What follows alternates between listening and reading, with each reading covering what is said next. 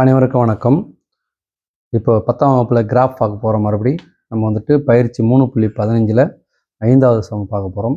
ஒரு பள்ளியானது என்ன கொடுத்துருக்காங்க, ஒரு பள்ளியானது குறிப்பிட்ட சில போட்டிகளுக்கு பரிசு தொகையினை எல்லா பங்கேற்பாளர்களுக்கும் பின்வருமாறு சமமாக பிரித்து வழங்குவதாக அறிவிக்கிறது. இப்படி பங்கேற்பாளர்களின் எண்ணிக்கை 2 பேர் வந்தால் அவங்களுக்கு சமமாக நம்ம வந்துட்டு 180 பிரித்து கொடுத்துடலாம்.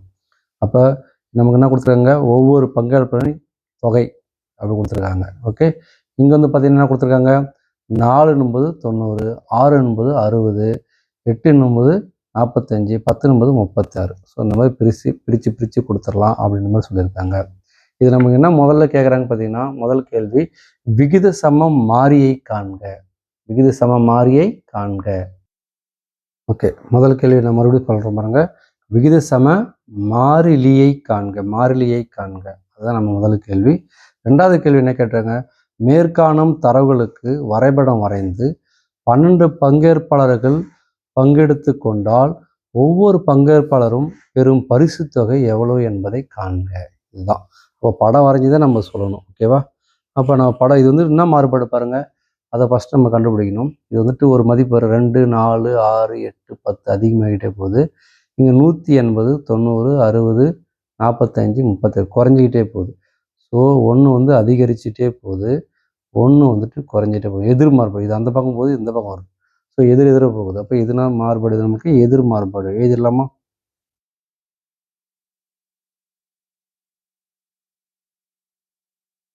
எழுதிட்டோம். எதிர் மாறுபாடுன்னு எழுதிட்டோம். ஸோ எதிர் மாறுபாடுன்னு நமக்கு ஃபார்முலா என்ன வரும், XY = K. ஸோ K நம்ம கண்டுபிடிக்கிறோம். இந்த K கண்டுபிடிக்க தான் நமக்கு வந்து ஃபஸ்ட்டு கேள்விக்கு ஆன்சர். ஸோ ஃபஸ்ட்டு கேள்விக்கு ஆன்சரை கண்டுபிடிக்கலாம். எக்ஸோட மதிப்பும் ஒய்யோட மதிப்பும் கண்டுபிடிச்சா அதுதான் நமக்கு எக்ஸோட மதிப்பும் ஒய்யோட மதிப்பு பெருக்கணும்னா அதுதான் நமக்கு K. இதில் எது நம்ம ஏதாவது ஒன்று பெருக்கினா போதும். எக்ஸோட மதிப்பு ஒய்யோட இது ஒன்று, இது பெருக்கலாம், இது 2 பெருக்கலாம், எல்லாமே ஒன்று தான் வரும். நமக்கு எல்லாருமே ஈஸியாக தெரியும். இது வந்து ஈஸியாக பெருக்கலாம். ஓகே, அதனால் நம்ம இது எடுத்துக்கலாம்.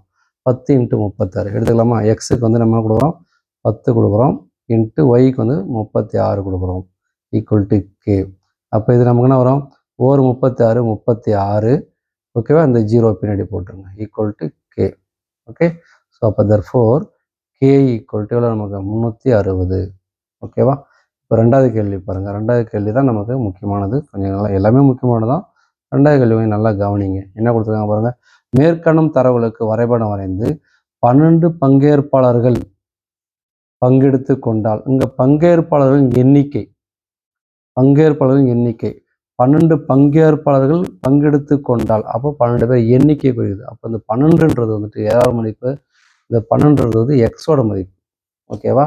அப்போ எக்ஸுக்கிற இடத்துல நம்ம என்ன கொடுக்கணும், 12ன்னு கொடுக்கணும். கொடுக்கலாமா? இங்கே பாருங்கள், என்ன எழுதுகிறோம் பாருங்கள். அதாவது இந்த ஃபார்முலா எழுதுகிறோம். இங்கே எழுதுகிறோம் இல்லையா, அதை எழுதுகிறோம். ஒன்று என்ன எழுதுகிறோம் நம்ம, XY = K. நெக்ஸ்ட்டு XY = Kவுக்கு மதிப்பு என்னது, 360. அப்போ எக்ஸுக்கு மதிப்பு நான் சொன்னால் 12ன்னு சொன்னால் அங்கே ரவுண்ட் பண்ணியிருக்கல, எக்ஸுக்கு மதிப்பு 12. அப்போ எக்ஸுக்கு இடத்துல நம்ம 12 கொடுக்கலாம். பாருங்க, 12 Y = 360. இப்போ Y தான் கண்டுபிடிக்கிறோம். Y = 360 பெருக்கில் இது வந்து 12Yனா பெருக்கில் இருக்குன்னு அர்த்தம். பெருக்கில் இருந்த பக்கம் தான் வகுத்தலாம் மாறும். கீழே வந்து 12ன்னு போட்டுருவோம். வகுத்தில் 12. 1 12 12, 2 12 24, 3 12 36. ஸோ 3 இந்த 0 மேலே போட்டுக்கோங்க. புரியுதா உங்களுக்கு? ஈஸி தானே? ஆமாம், ரொம்ப 12 12 கூட்டிக்கோங்க. 12 12 கூட்டினா எவ்வளோ, 24. அது கூட ஒரு 12 கூட்டுங்க, 36 வரும். ஸோ அதனால் 3 12 36, மேலே 0. ஈஸி தானே? கஷ்டம் இல்லைல்ல? ஆமாம். அப்போ Y = நமக்கு என்ன கிடைச்சிது, 30ன்னு கிடைச்சிது. ஓகேவா? Any doubt? பரிசு தொகைன்னு எழுதுருங்க. ஓகே, ஆமாம். ஒய்ன்றது நமக்கு என்னது, பங்கேற்பாளர் தொகைன்னு சொல்லியிருக்காங்க. அப்போ பரிசு தொகை இல்லைன்னா வெறும் தொகைன்னு கூட எழுதிக்கோங்க, எப்படின்னா எழுதலாம். பரிசு தொகை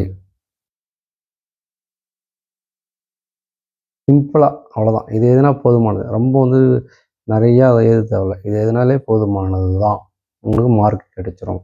ஃபஸ்ட்டு கேள்வி ஆன்சர் இது, 2வது கேள்வி இது ஆன்சர் இது சொல்லிட்டோம். நம்ம நெக்ஸ்ட் நம்ம என்ன செய்ய போகிறோம், படம் வரைஞ்சிருவோம். ஓகே, படம் வரைஞ்சிட்டு வேலை முடிஞ்சிச்சு, டக்குன்னு முடிச்சிடலாம். நம்ம என்ன கண்டுபிடிச்சோமோ அதை ஃபஸ்ட் நம்ம பாயிண்ட்டு குறிச்சிட்டு நம்ம என்ன கண்டுபிடிச்சோம், எக்ஸில் வந்துட்டு 12, ஒய்யில் வந்துட்டு 30. ஸோ எக்ஸுக்கு நேரில் 12க்கு நேரில் போய் பார்க்கணும், ஒய்யில் 30க்கு நேரில் வந்து பார்க்கணும். ரெண்டு கூட ஜாயிண்ட் ஆன பாயிண்ட் வைக்கணும். ஓகேவா?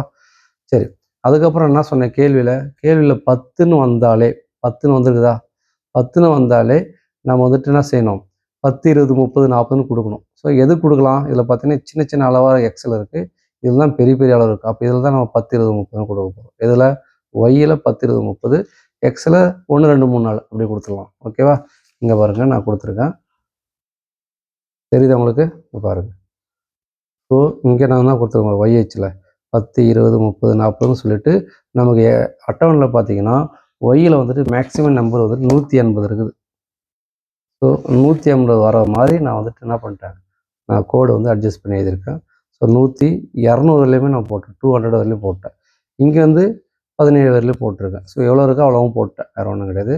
இங்கே நம்ம எக்ஸ்னு பேர் கொடுக்கணும், இங்கே மேலே ஒய், இங்கே 0 இதை கொடுத்துருந்தேன் கண்டிப்பாக. ஸோ நமக்கு நெக்ஸ்ட் என்னது, நம்ம கண்டுபிடிச்சதை மட்டும் பாருங்கள். எக்ஸுக்கு மதிப்பு இது, எக்ஸுக்கு மதிப்பு 12னா ஒய்க்கு 30. அப்போ 12க்கு நேரில் பாருங்கள், 12ங்கிறது இருக்கா, 12க்கு நேரில் நெக்ஸ்ட் நம்ம என்ன பண்ணுவோம், ஒய்யில் வந்து 30, ஒய்யில் 30 எங்கே இருக்குது, 10, 20, 30, இது 12. ஸோ இது ரெண்டும் நம்ம வந்து ஜாயிண்ட் ஆகணும், சந்திக்கிற ஒரு இடம் பாருங்கள் இங்கே வருது. ஸோ அந்த இடத்துல நம்ம என்ன பண்ணுறோம், புள்ளி வச்சிடும். ஓகே, புள்ளி வச்சுட்டு இது நம்ம என்ன பேர் கொடுக்க போகிறோம் சொல்லுங்கள், 12, 30. இதுதான் நம்ம கண்டுபிடிச்சது. அதை ஃபஸ்ட்டு குறிச்சிடணும்.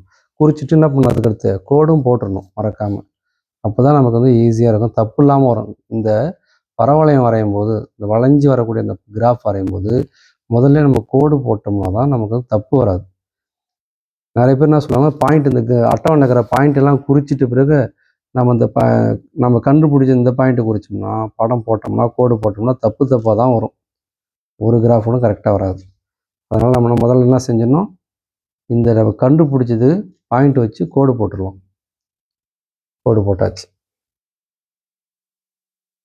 ஓகே, இப்போ நம்ம அட்டவணையில் இருக்கிற அந்த அதை வந்து நம்ம குறிக்க போகிறோம். குறிக்கலாமா? அட்டவணை என்ன கொடுத்துருக்க பாருங்க, எக்ஸ்ஹெச்சில் 2க்கு நேரில் ஒய்ஹெச்சில் 180. அதானே கொடுத்துருக்காங்க, 2க்கு நேரில் 180. ஸோ எக்ஸ்ஹெச்சில் ஒய்ஹெச் பாருங்கள் 2 இதுவும் இருக்குது, 2க்கு நேரில் 180. ஸோ 2க்கு நேரில் அப்படியே போய் மேலே பார்த்தோன்னா நமக்கு 180ன்றது இங்கே வருது. ஸோ 2, 180 அதை போட்டாச்சு. அதுக்கப்புறம் பார்த்தீங்கன்னா ஒய்யில் அதுக்கு அட்டவணை பார்த்தீங்கன்னா 4க்கு நேரில் 90, 4 இருக்குது, 4க்கு நேரில் 90. ஸோ 4க்கு நேரில் 90 இதை போட்டோம், 4, 90. நெக்ஸ்ட்டு அதுக்கப்புறம் அட்டவணையில் பார்த்தீங்கன்னா என்ன கொடுத்துருக்காங்கன்னா 6க்கு நேரில் 60, 6க்கு நேரில் 60. ஸோ இது வருது. ஓகே, 6, 60.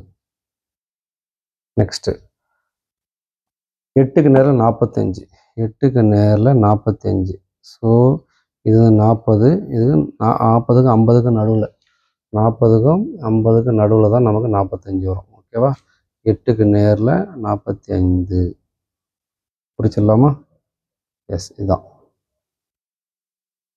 ஸோ இது 8, 45.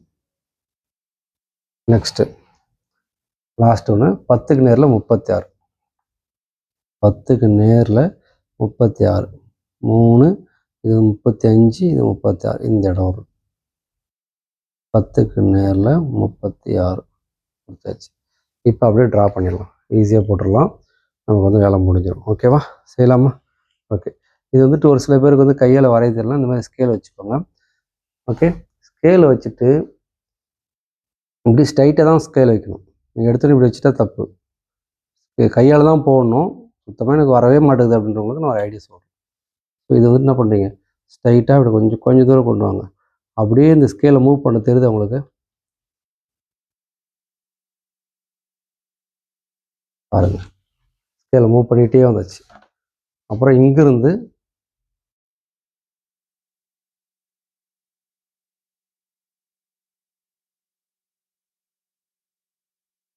இங்கே, நெக்ஸ்ட்டு இங்கேருந்து இங்கே ஸ்கேலை வச்சு அப்படி மூவ் பண்ணிகிட்டே வாங்க. ஓகே, அப்புறம் ஸ்கேல் மூவ் பண்ணுறோம் பாருங்கள், அதை பார்த்து தான் உங்களுக்கு கரெக்டாக இருக்கும். இங்கே வச்சுட்டு இதை வந்துட்டு மூவ் பண்ணிகிட்டே வாங்க. ஓகே. நெக்ஸ்ட்டு இந்த படத்தில் தொடுற மாதிரி நம்ம கோடு போட்ட புள்ளியோ அதை தொடுற மாதிரி.